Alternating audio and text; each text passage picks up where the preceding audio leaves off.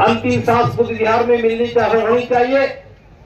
लेकिन जब से मैं भिक्षु बना हूं, एक दो भिक्षुओं को छोड़ दिया जाए तो सभी भिक्षु या तो बीमारी की अवस्था में घर जाते हैं और वहीं अंतिम सांस लेते हैं, और फिर उनका अंतिम संस्कार भी परिवार की सहमति से होता है।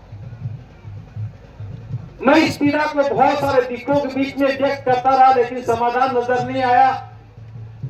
मैं साधुवाद ज्ञापित कर रहा हूं धम्मभूमि अलीगढ़ की टीम को। उन्होंने कहा कि इस काम को हम करेंगे। हवा उधर चल रही है, इधर हवा नहीं। और इन्होंने पहल की, और मैं बता रहा हूं कि पहल भी सामान्य नहीं है। आज से 3 साल पहले बिलासपुर में 1000 सामने भिक्षु भिक्षुणी प्रशिक्षण शिविर लगा था, 1000 लोगों का। वहां हमने घोषणा की थी कि हम बिलासपुर में एक बहुत बड़ा विहार बनाएंगे, लेकिन वहां बात बनी नहीं। बहुत सारे बुद्धिस्ट आए हुए हैं। फिर हमने कहा कि आगरा में बनाएंगे। आगरा में जमीन को ढूंढा गया। कुछ लोग वास्तव में चाहते थे कि आगरा में बनना चाहिए। फिर जयपुर के लोगों ने भी जमीन ढूंढने में काम किया, और हापुड़ के लोगों ने भी जमीन को ढूंढा, और ढूंढने की प्रक्रिया में अलीगढ़ ने बाजी मार दी। बाकी जगह जमीन मैं ढूंढ रहा था, और अलीगढ़ ऐसा था कि जमीन मैं नहीं ढूंढ रहा था, अलीगढ़ ढूंढ रहा था। और मेरे को फोन किया, बनते जी आ जाओ, जमीन देख ली है। जमीन देखने के बाद मैंने कहा देख ली तो ले लो। 5-6 लोगों ने मिलकर के अपना पैसा दिया, जमीन की रजिस्ट्री करवा ली। लोगों ने कहा कि ये तो निजी नाम से रजिस्ट्री करवा ली। हमने कहा थोड़ा धैर्य रखो, बेचने वाला जल्दी में है, पैसा समाज का आता नहीं जल्दी से, जमीन तो अपनी होनी चाहिए। फिर आप लोगों से अनुरोध किया कि कोई एक का जमीन दान करे। 750 रुपए में एक जमीन आई है तो एक जमीन दान करे। कोई 1500 रुपए दे करके 2 गज जमीन दान करे, कोई 10 गज करे, कोई 20 गज करे। और देखते ही देखते लगभग 65 लाख रुपया आप लोगों ने यहाँ पर दान किया। 91 लाख रुपए की जमीन खरीदी थी, 65 लाख रुपए हमारे पास आया। एक श्रद्धावान उपासक हैं राजपाल बौद्ध जी आगरा से। बहुत से लोग ऐसे होते हैं कि जो ऐसा काम कर जाते हैं कि हम भी रास्ता ढूंढने लग जाते हैं। जयपुर के कार्यक्रम में वो सुबह सुबह आए, मंत्री जी मैं दान देना चाहता हूं। मैंने कहा दे दो जी। उन्होंने कहा 10 लाख रुपए दे रहा हूं। मैं चौंक गया, 10 लाख रुपए मांगा भी नहीं, 10 लाख रुपए दे रहे। उन्होंने कहा जी मैंने आपको कहा था कि मेरा 1 एकड़ जमीन है एटा में, वो दान दूंगा, लेकिन वो जमीन आपने पसंद नहीं की, वो जमीन उपयोगी नहीं थी, तो मेरी घोषणा व्यर्थ ना चली जाए, इसलिए मैं उस जमीन की कीमत 10 लाख रुपया मैं आपको दान देना चाहता हूं। अब मैंने कहा 10 लाख रुपए मिल रहे तो जमीन खरीदनी पड़ेगी। तो अलीगढ़ के लोगों ने पहल की। हमारी अपील पर आप सब लोगों ने मिलकर के कोई 2 गज, कोई 10 गज, कोई 20 गज, कोई 100 गज जमीन का पैसा दिया। अभी थोड़ा सा पैसा लौटाना बाकी है। ये जमीन बुद्धिस्ट वेलफेयर ट्रस्ट के नाम हो चुकी है, थोड़ी सी बाकी, वो भी कल परसों कर लेंगे, आज का इंतजार कर रहे थे। पहली बार समाज की समझ में आने लगा कि छोटे छोटे दान से बड़ा बड़ा काम हो सकता है। 750 रुपया कोई बड़ी कीमत नहीं, लेकिन 1 एकड़ जमीन दान से इतना बड़ा काम हो सकता है। बस हौसला मिलना चाहिए। और ये बात मेरी समझ में आ गई थी। इन्होंने जमीन खरीदी, बीच में बोध गया आंदोलन के कारण मैं यहाँ नहीं रुका, और 1 साल हम विलंब से आए। और जब तारीख तय हुई, उससे पहले दिल्ली में कार्यक्रम रखा था त्यागलाल भवन में। उसी मेरे मन में यह था कि 30 कमरे बन जाने चाहिए, और मैंने वहां आह्वान किया कि 30 कमरे बनने चाहिए, और वहां 26 कमरों की घोषणा हो गई। अलीगढ़ आए तो एक उपासिका आई सीधा बोल दी, भंते जी मैंने वहां तो नहीं कहा, लेकिन एक कमरा मैं भी बनाऊंगी। 27 हो गए, दो गोरा आए तो 30 हो गए, 30 के 30 कमरे हो गए थे। मन में बड़ा सुकून था कि 30 कमरे बन रहे हैं, बस विहार तो बन ही जाएगा। जब नींव रखने की बात शुरू की, जब तारीख तय हुई, तो उसी सोच रहे थे कि 60 कमरे बन जाने चाहिए। और जब हम यहाँ आए हैं, उससे पहले 65 कमरे मेरे पास सूची है, 65 कमरा। रात को हम बात कर रहे थे, भले घोषणा 65 कमरों की हुई है, ये 80 के पार जाएगा।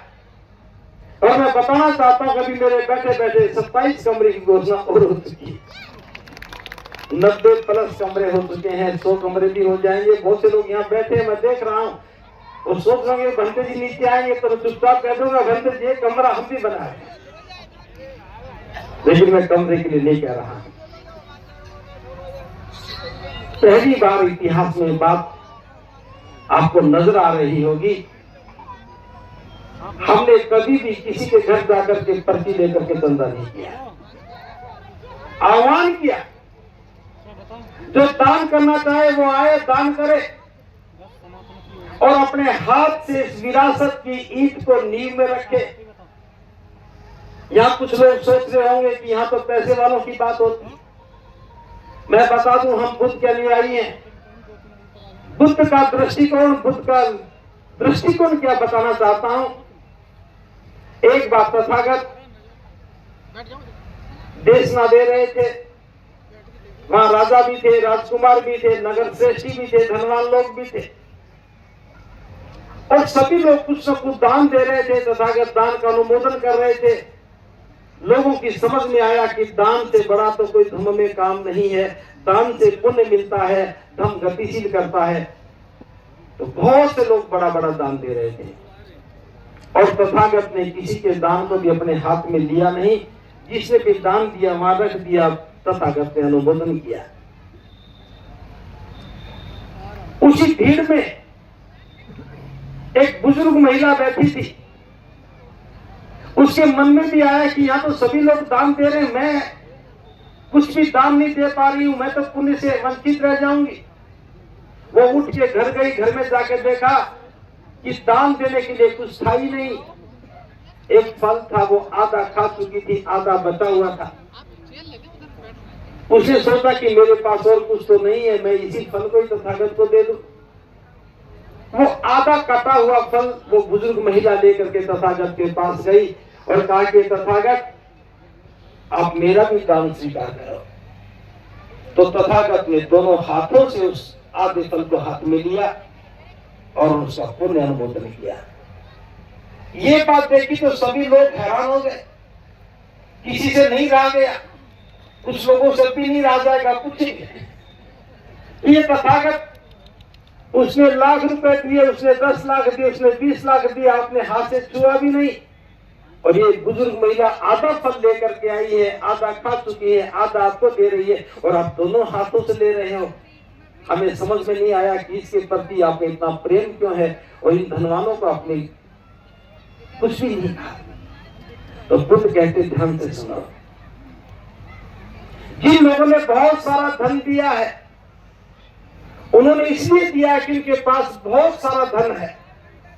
जिसके पास बहुत सारा धन है, थोड़ा सा लेकर के आ गए। जिसके बैंक के खाते में 5 करोड़ रुपया जमा है, वो 5 लाख लेके आ गए। ये बहुत ज्यादा नहीं है। जिसके पास 10 करोड़ रुपया तो वो 1 करोड़ लेके आ जाए, ज्यादा नहीं, उसका हिस्सा है। लेकिन ये बुजुर्ग महिला जो लेकर के आई है, ये संपूर्ण लेकर आई है। इसके पास पूरा फल भी नहीं था, आधा ही फल था, वही लेकर के आ गई। तो मैं बताना चाहता हूं कि दान श्रद्धा का विषय है, धन का विषय नहीं है। जिसका सामर्थ्य 2 लाख रुपए का था, वो 2 लाख दे रहा है। जो कमरा बनाना चाहता है, कमरा दे रहा है। जो 15,000 रुपए दे रहा है, वो 15,000 दे रहा है। लेकिन जो 2 रुपया के भी दान देके जा रहा है, वो भी दान है। एक उपासक अपना दान पात्र तोड़ करके लेके आए, भंते जी मेरा 1 साल का दान है, वो भी दान है। जो महिलाएं थोड़ा थोड़ा पैसा इकट्ठा करके सहारनपुर से आई है, वो भी दान है, संपूर्ण दान है। वो कुछ नहीं है, बहुत जो है सब दे रहे हैं। तो मैं बताना चाहता हूं, इस विषय को ऐसे मत आकलन कर लेना कि यहाँ तो पैसे वालों की बात है। अभी बहुत से लोग आएंगे जो कहेंगे भंते जी हम तो शारीरिक श्रम करना चाहते हैं, हम तो ईंटें ढोना चाहते हैं। तो ये आंदोलन जन भागीदारी का है, निर्माण का नहीं है, जीवन निर्माण का है। ये भवन तो 6 महीने 1 साल में बन जाएगा, लेकिन विषय ये कि बन करके क्या करेगा। तो मैं फिर वही लोग करके आ रहा हूं। बाबा साहब जब बुद्ध की शरण में गए, उससे पहले अपनी चिंता जाहिर कर चुके थे। 1950 में बाबा साहब ने चिंता जाहिर की थी कि भिक्षु योग्य होने चाहिए, भिक्षु प्रचारक होना चाहिए, भिक्षु केवल आंख बंद करके बैठने वाला नहीं होना चाहिए। लेकिन भिक्षु प्रचारक नहीं बन पाए, भिक्षु विहाराधीश हो गए, अपना